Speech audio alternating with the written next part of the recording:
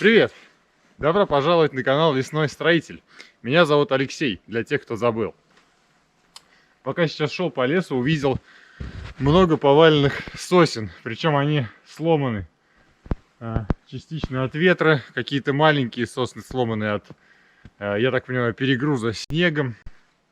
Очень жалко, конечно, что лес теряет своих бойцов, ну, свои деревья. Ну, куда деваться, это жизненный процесс, который всегда происходит рано или поздно. Какие-то деревья начинают расти, какие-то ломаются. То же самое и с моей землянкой и недостроем. Что-то я сломал, что-то я начинаю строить.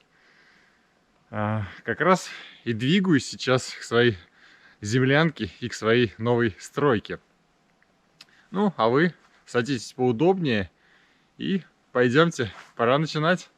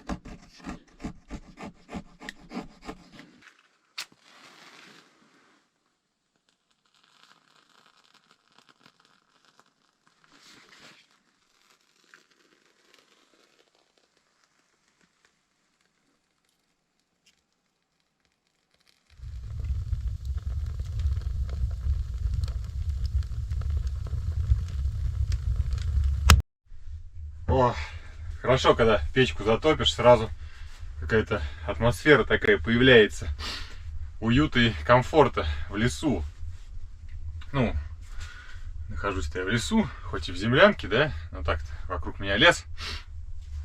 Ладно, пора переодеваться. Наконец-таки я взял сюда второй комплект одежды, который, наверное, здесь я оставлю. Да не наверное, а точно. Самые такие ненужные вещи нашел. Сейчас переоденусь и пора начинать заниматься стройкой. Сегодня по плану закончить третью стену и по-хорошему сделать крышу под чистовую отделку. Получится, не получится, не знаю, по времени посмотрим. Но если что, завтра продолжу. Я уже и так-то взял на всякий случай окошко.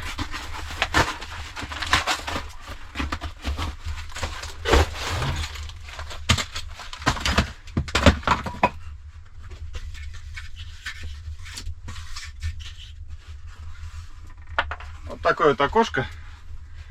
По плану хочу его в крышу поставить, и чтобы окно открывалось внутрь. Это будет своего рода и вентиляция, то есть приоткрыл немножко там, и с той стороны будет вентилироваться, свежий воздух заходить и идти сюда. И если помещение будет использоваться под баню, то его всегда можно будет легко проветрить. На всю настежь открыл форточку эту, да, окошко, и все хорошо.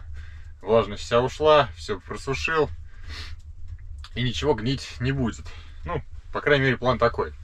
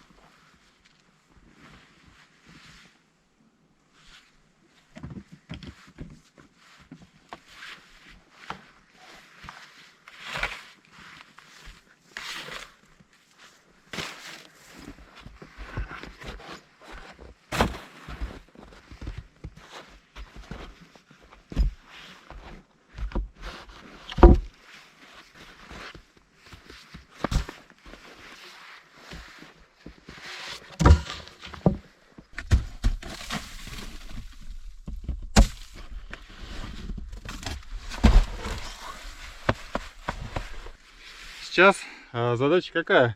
Нужно убрать грунт, примерно сантиметров 10-15, углубиться поглубже, чтобы я мог толстые бревна сюда положить. Выкладываю эту стену, последнюю, третью, и начинаю заниматься крышей.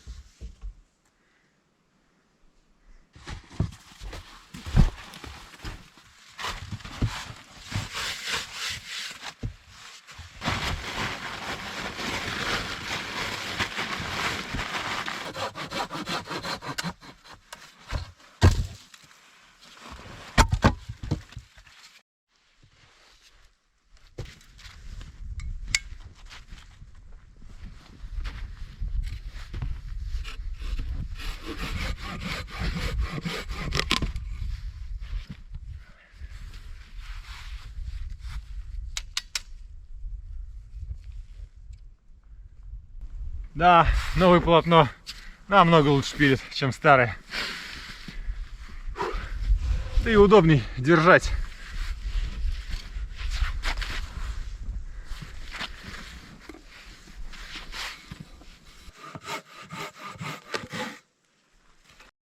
Да, конечно, когда такая красота, работать вообще неохота. Еще тепло, минус 9, как я уже говорил, солнышко светит. Ну и, конечно, природа радует глаз.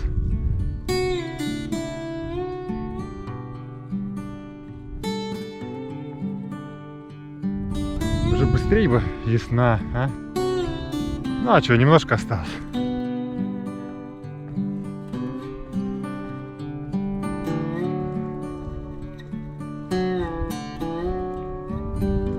Ну, вообще весна мне интересна в первую очередь тем, что затопит ли мою землянку. Я надеюсь, что нет. Ну, а там посмотрим.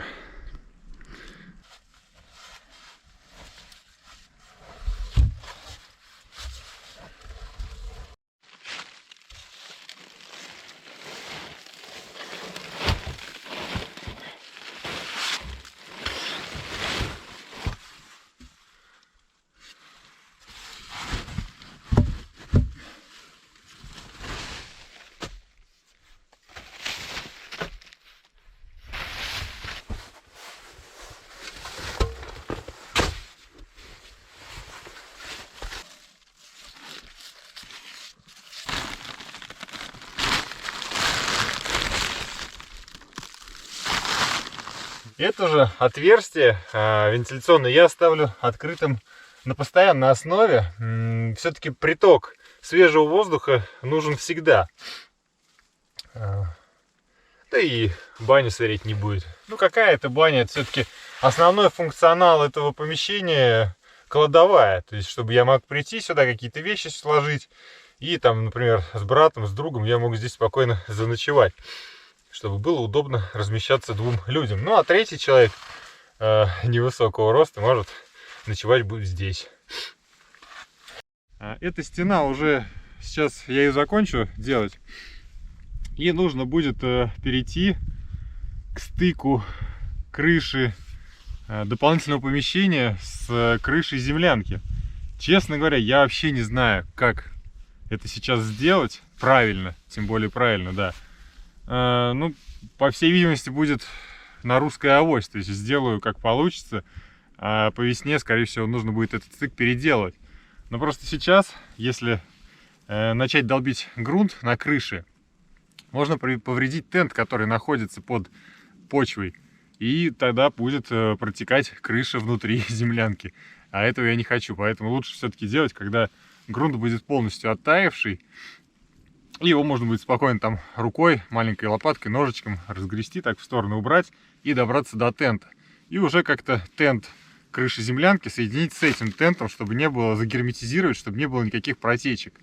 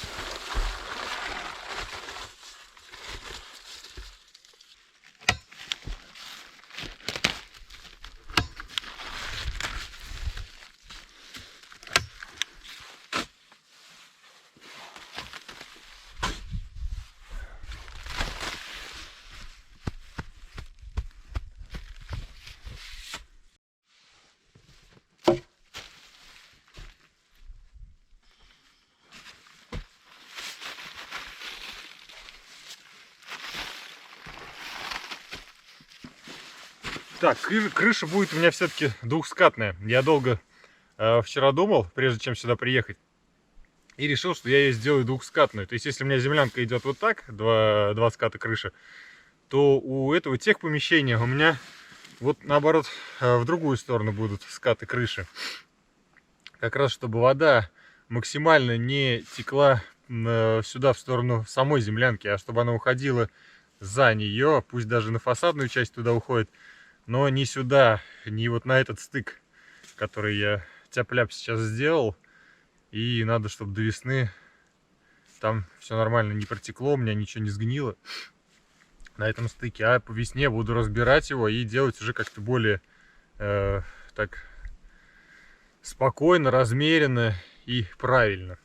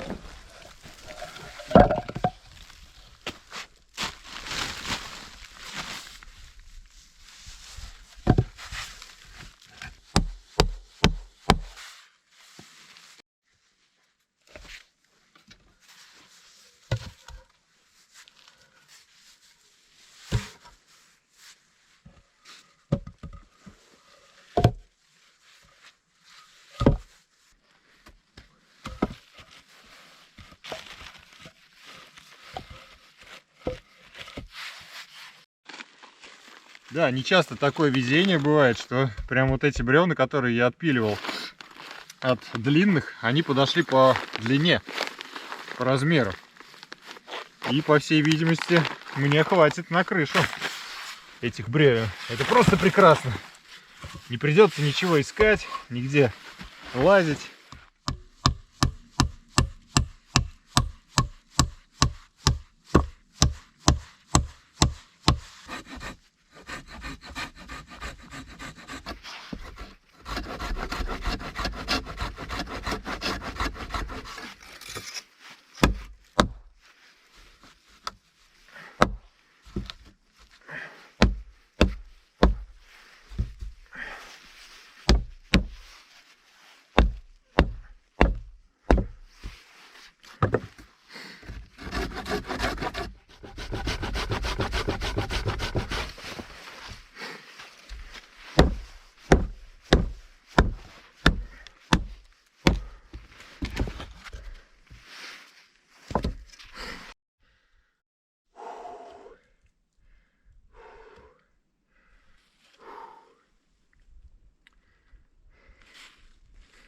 Да, ручной труд утомляет.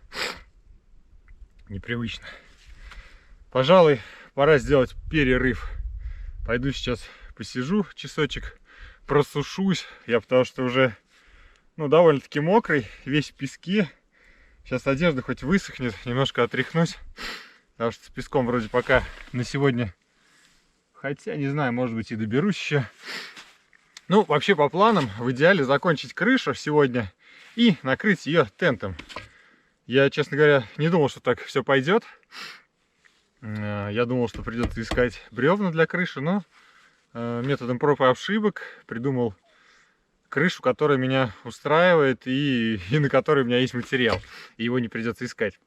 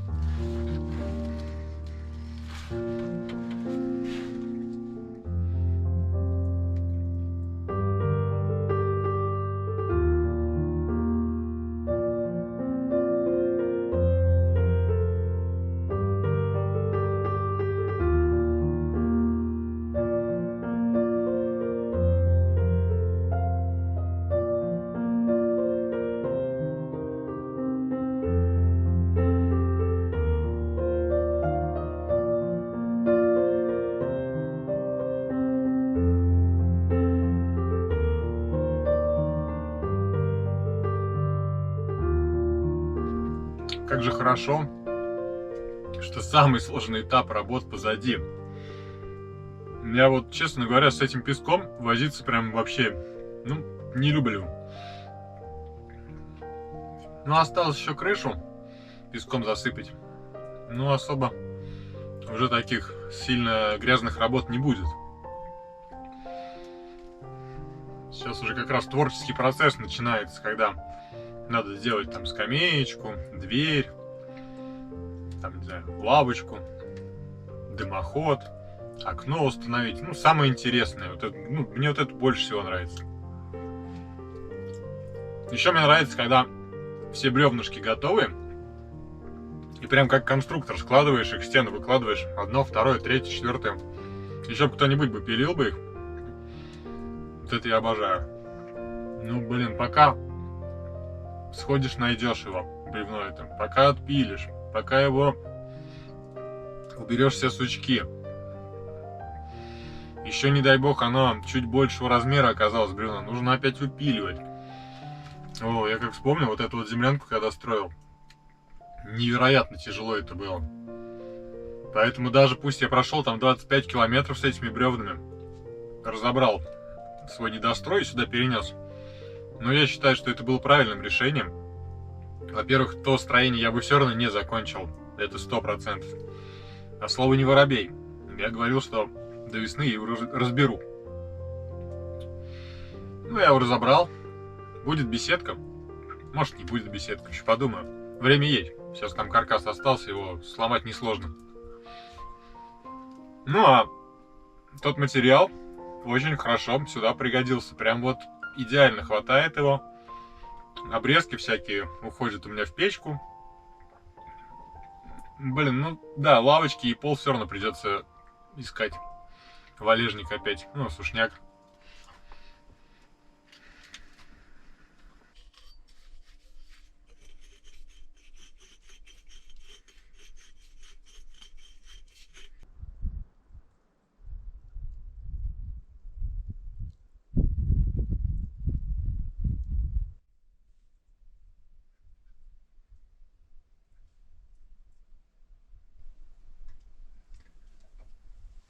Наконец-то я решил почистить стеклышко своей лампы керосиновой.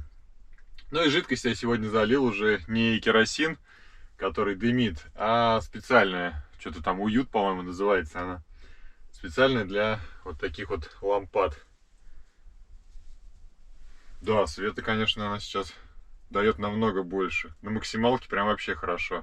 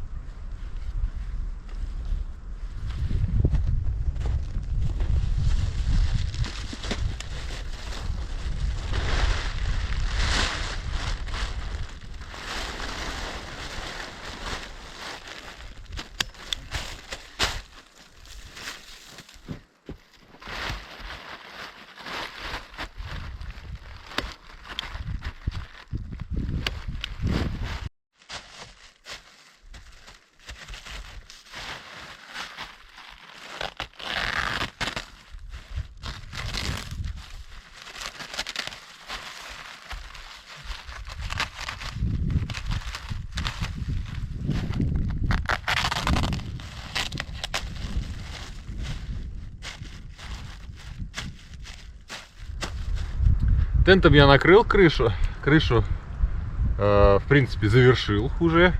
Какие еще тут работы могут с ней быть, да? Только окно установить потом, в самом конце уже. Но окно, естественно, я буду устанавливать после того, как сделаю вход из землянки сюда, в это помещение. Сейчас план какой? Время еще есть, пока не стемнело. Хотя бы начну закидывать крышу песком, ну и вообще грунтом, который там у меня внизу. Дело в том, что мне, во-первых, надо практически на полметра вкапываться в глубину туда, чтобы высота кладовой-бани была, ну, где-то почти 2 метра, даже если не больше она будет. Сейчас посмотрим, залезем вообще, что там получилось-то. И, соответственно, буду, наверное, насыпать грунт в ведро. И уже из ведра сюда буду сыпать, как получится. Потому что, во-первых, в землянке все равно там поддувает из тех щелей. Мне это не очень нравится, не очень комфортно, поэтому нужно герметизировать крышу второго помещения, дабы исключить попадание холода внутрь землянки. Что, пора начинать?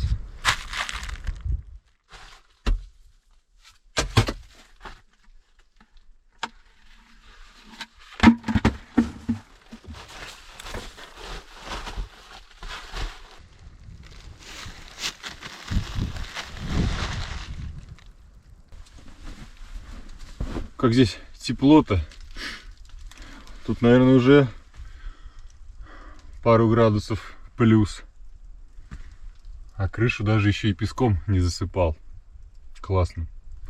Да, комната, конечно, не супер большая, но я сейчас себя чувствую так же, как когда мы с женой из однокомнатной квартиры переезжали в двухкомнатную. Когда первый ребенок родился, решили мы тогда расширить жилплощадь нашу с помощью ипотеки. Вот. И прям вот точно так же, помню, комнатушка у нас, квартирка была 38 квадратных метров. Даже меньше, 33, по-моему, да. И тут переезжаем в 60. То есть площадь в 2 раза больше. Первое время прям казалось, что, я не знаю, футбольное поле целое появилось дополнительное в квартире. Но сейчас уже, когда привык, кажется, что их и две комнаты мало.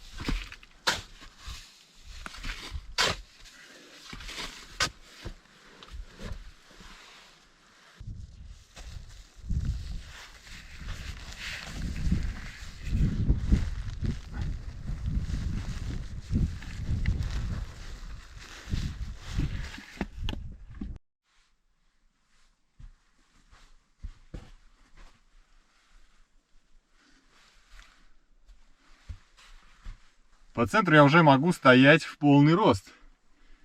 И это радует. Блин, как же здесь тепло. Уже становится, впору хоть раздеваться.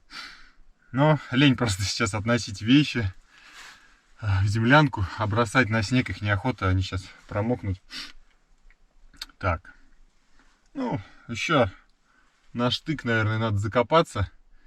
И будет нормально. Дело в том, что же потом лаги я постелю для пола. И, соответственно, за счет лаг уровень пола еще поднимется сантиметров там на 5-7. Какой? Наверное, на 10 все. На пол-то я тоже бревна буду класть тоненькие. Так что, наверное, да, на штык минимум надо еще закапываться, а может даже и на 1,5 с запасом.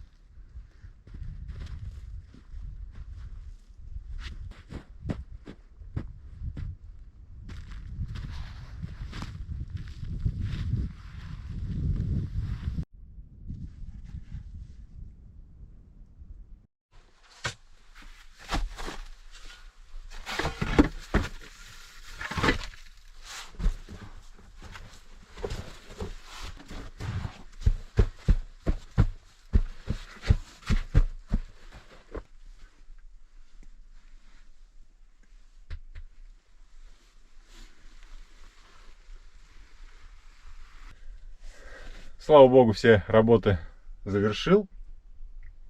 Честно говоря, сегодня трудиться уже неохота. Я не вкопался на нужную глубину, то есть нужно еще где-то на штык уходить в землю, в песок. Просто я устал. В конце концов, в землянку я прихожу не только работать, а еще и отдыхать. Поэтому займусь сейчас тем, что я больше всего люблю делать в этой жизни после работы. Это вкусно поесть. Но предварительно я еще хочу приготовить 2 финских свечки, чтобы вечером создать такую уютную атмосферу около землянки, поджечь их, ну и просто понаслаждаться природой и уединением в лесу.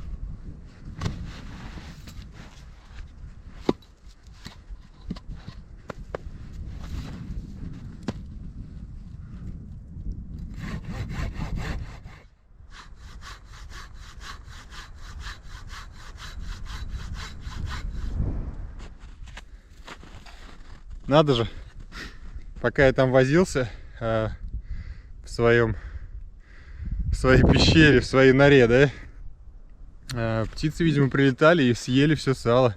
Сала нету. Семечки, правда, что-то они не особо любят. Ну, в следующий раз надо будет еще сальца принести им и оставить.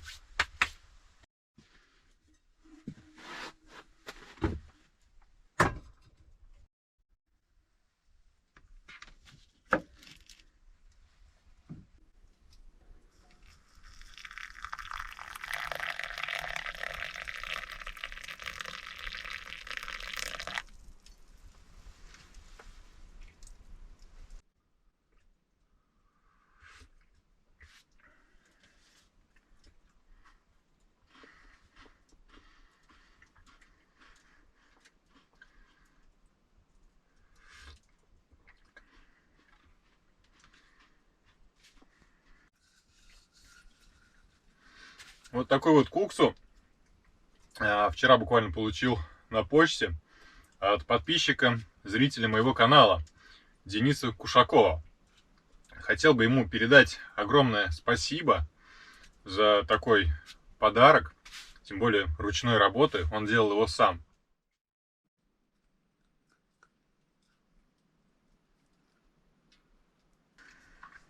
Блин, я всегда завидую таким людям, которые могут работать руками с деревом. На мой взгляд, это очень кропотливый труд и работа. То есть вырезать из дерева вот такие вот предметы, кухонную утварь. Ну, а самое главное, здесь есть логотип моего канала. Лесной строитель и олень.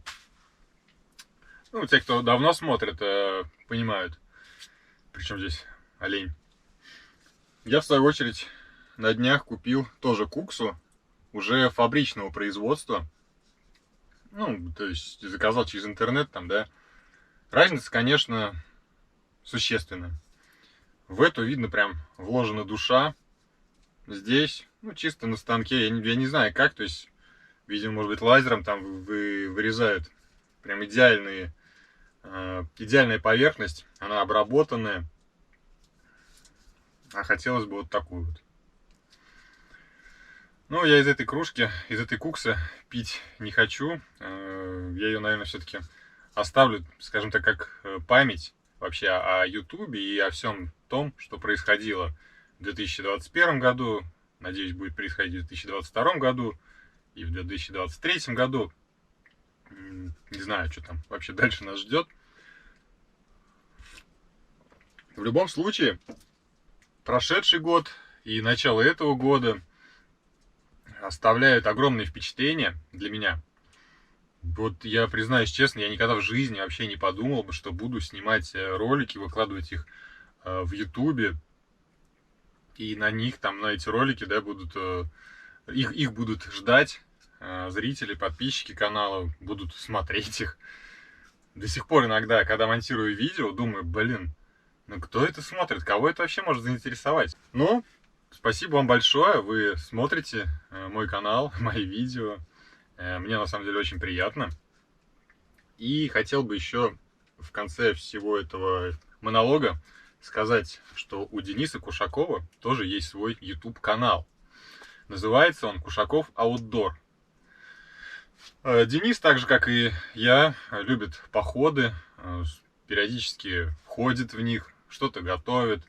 Недавно вот у него вышел ролик, как он пошел в лес и приготовил там хинкали. Ссылку на его канал я оставлю под этим видео в описании. Ну а сейчас посмотрите небольшой фрагмент из его походов. А я пока попью чай.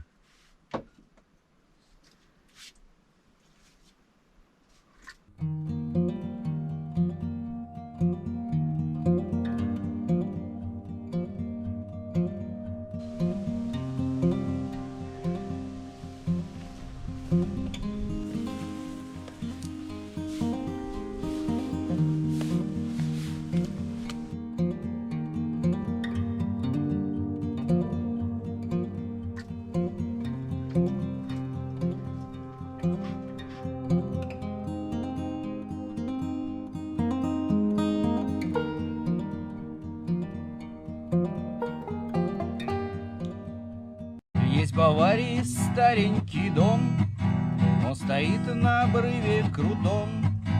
Ровно в полночь в 12 часов слуга-негр закрывает засов.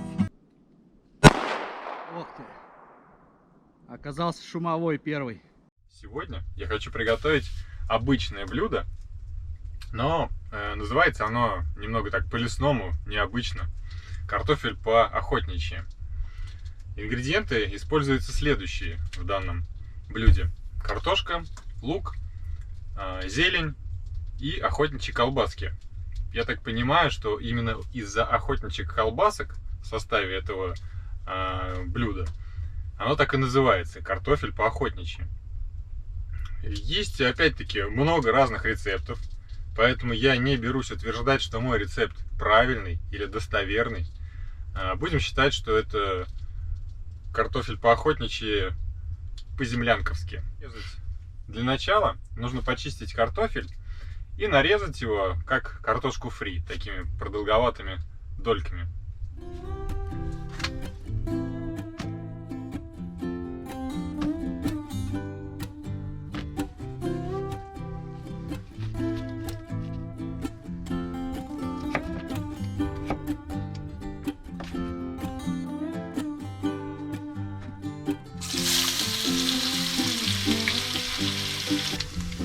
Лук нужно нарезать тоже такими дольками. Самый главный ингредиент — охотничьи колбаски.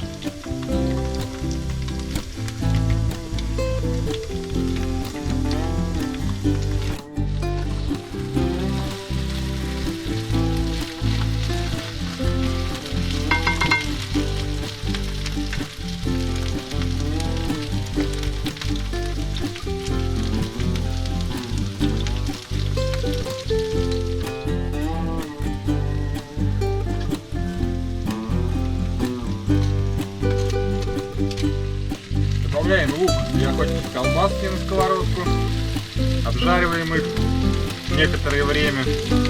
После чего добавляем по вкусу специи ваши любимые.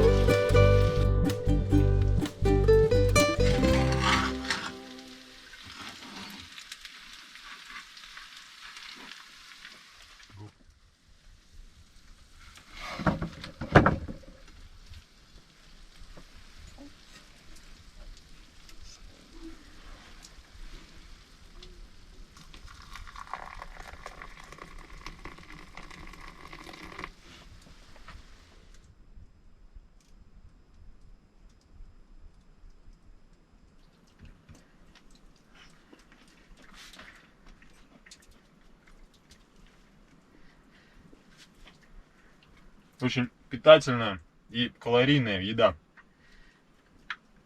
Вот эти охотничьи колбаски прям хорошо так желудок забивают.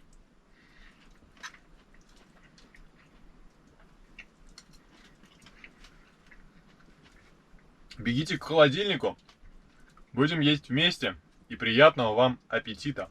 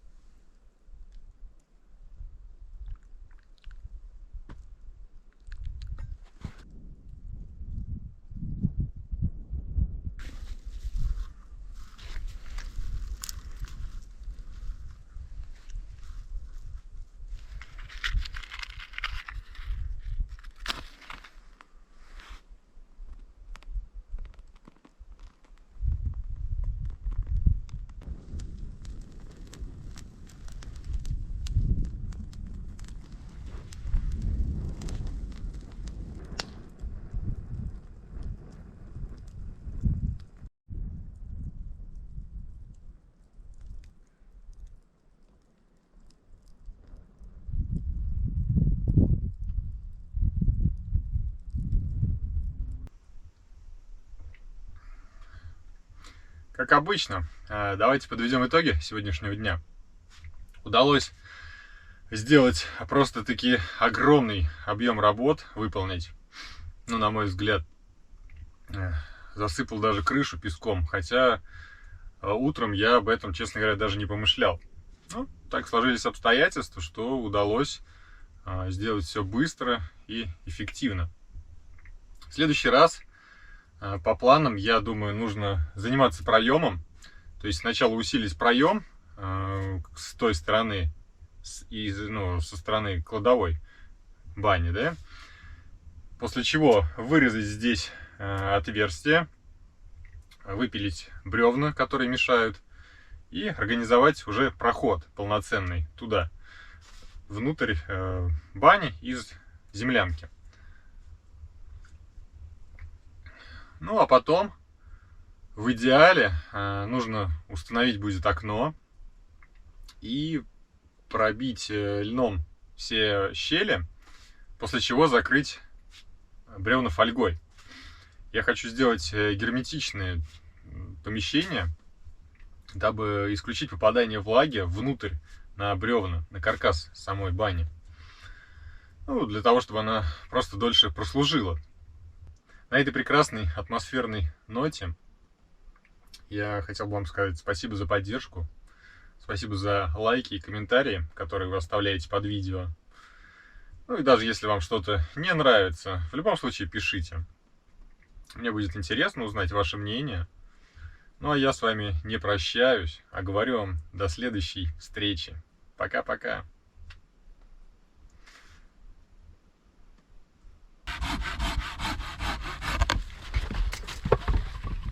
GoPro Stock видео.